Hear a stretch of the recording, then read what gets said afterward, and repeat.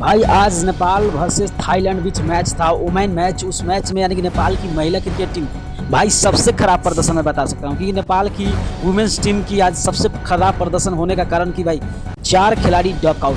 आज सबने सोचा होगा कि भाई कोई भी मैच में शायद 1 या 2 खिलाड़ी डक आउट होते हैं, मगर भाई आज 4 खिलाड़ी डक आउट हुए, वो भी बड़े बड़े प्लेयर। भाई इससे पहले अगर मैं बता दूं, भले ही मैच हारने से नेपाल ग्लोबल क्वालिफाई कर चुका है, मगर अगर आने वाला जो मैच है उस मैच में नेपाल की वुमेन्स टीम कोई मैच हारता है तो भाई उनको बहुत ज़्यादा दिक्कत होने वाला है। क्योंकि मैं आपको बता दूं, नेपाल की वुमेन्स टीम की आज का प्रदर्शन देख के ऐसा लगा कि शायद ये नेपाल क्रिकेट टीम की वुमेन्स टीम नहीं है, जो कि वर्ल्ड कप के लिए जो टीम तैयारी कर रहा है वो टीम नहीं है। क्योंकि भाई कोई एक मैच में आपको 1 या 2 या 3 होता है, लास्ट आप 3 खिलाड़ी को डक आउट होते हुए देखे होंगे, मगर 4 खिलाड़ी जब डक आउट होते हैं तो भाई जब टीम की जो मजबूती होती है वहीं पर टूट जाता है।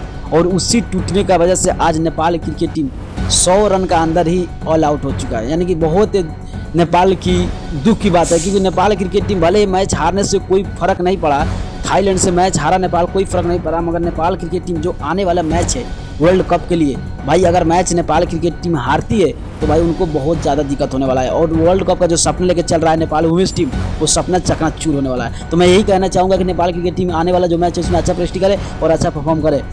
इतना ही कहते वीडियो को बंद करता हूँ। अगर आपको अच्छा लगा हो तो वीडियो लाइक शेयर सब्सक्राइब कर देना, और नए हो तो चैनल को फॉलो करके जाना। ओके भाई, मिलता हूँ नेक्स्ट वीडियो पे।